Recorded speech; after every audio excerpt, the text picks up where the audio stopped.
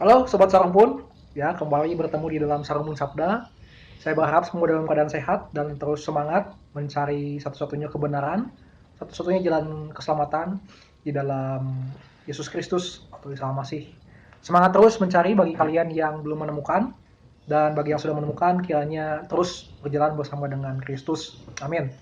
Ya, singkat saja saya kali ini hanya ingin sedikit masuk aja ke dalam pembahasan yang sudah banyak dibahas oleh teman-teman apologet mungkin di dalam YouTube, baik itu dari sisi Kristen maupun Islam ya. Saya tidak ingin membenturkan kedua agama ini, dan Sarung Pun Sabda selalu ada buat semua agama tentu saja untuk memberitakan sabda Allah. Nah, yang menjadi pokok pembahasan kita hari ini adalah mengenai nubuatan ya, nubuatan Muhammad.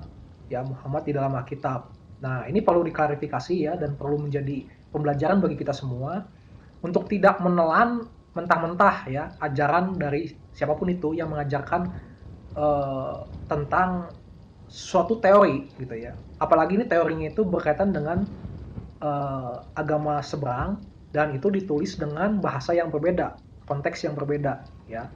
Banyak orang yang sudah mulai berani mengklaim ya masing-masing kebenaran kitabnya itu ternyata dibenarkan juga oleh kitab lain gitu. Apakah benar di dalam Alkitab itu ada nubuatan tentang Muhammad?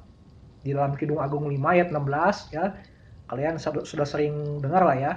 Itu di situ dikatakan ada Mahmadim ya, Mahmadim. Nah, ini yang diklaim ini nubuatan tentang Muhammad katanya gitu ya. Coba kita lihat ya, Mahmadim itu berasal dari akar kata Mahmad ya. Ada banyak di dalam Alkitab yang menggunakan kata Mahmad sebagai akar kata ya.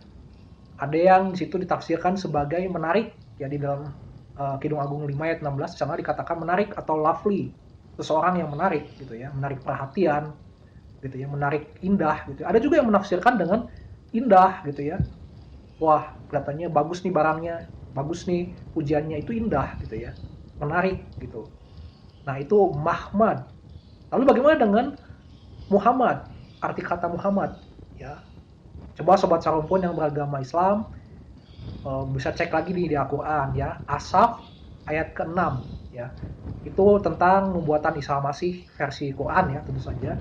Yang berkata bahwa nanti setelah dia itu ada tuh nabi yang namanya Ahmad, dipanggil Ahmad atau Muhammad ya.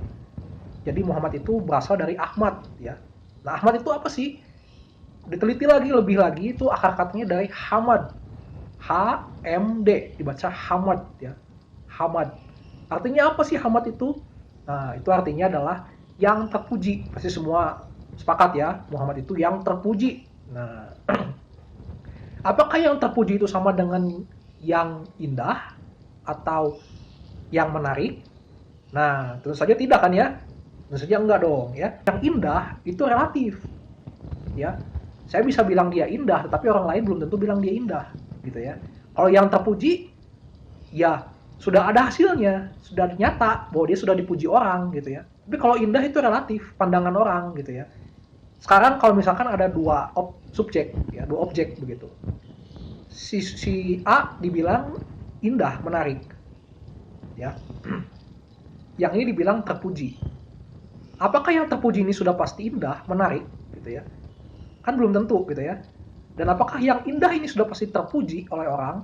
Kan belum tentu juga, ya. Nah, kesimpulannya apa? Hamad, ya, Hamad atau Ahmad itu berbeda dengan Mahmad, ya. Itu berbeda.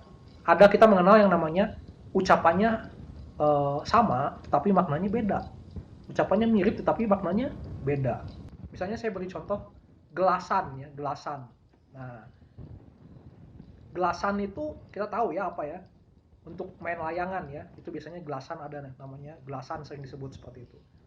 Tapi apakah itu bisa juga disebut gelas ya, gelas-gelasan gitu ya. Gelas hanya tambah an aja gitu ya. Kan tentu berbeda gelasan untuk main layangan dengan gelas gelasan. Tapi kita sebutnya sama gelasan gitu ya. Ini gelas, ini gelasan. Kan sama tuh akar katanya dari gelas juga gitu ya. Ada gelas-gelasnya juga. memang kita sebutnya sama-sama gelas, tapi maknanya beda. Mahmad dengan Ahmad memang sama kita menyebutnya, tetapi maknanya berbeda. Ya. Nah, lalu bagaimana sih makna yang sejajar atau yang mendekati lah ya Ahmad ini atau Hamad ini di dalam bahasa Ibrani? Ya, dalam bahasa Ibrani sebenarnya ada yang mendekati, yang sama lah dengan Hamad ini, yaitu adalah Halel. Ya tahulah orang Kristen sering biasanya bilang haleluya, haleluya gitu ya. Apa sih artinya haleluya? Terpujilah Allah, terpujilah Tuhan. Halel lu yah ya. Halel terpujilah Yahweh, terpujilah Tuhan, terpujilah Allah ya.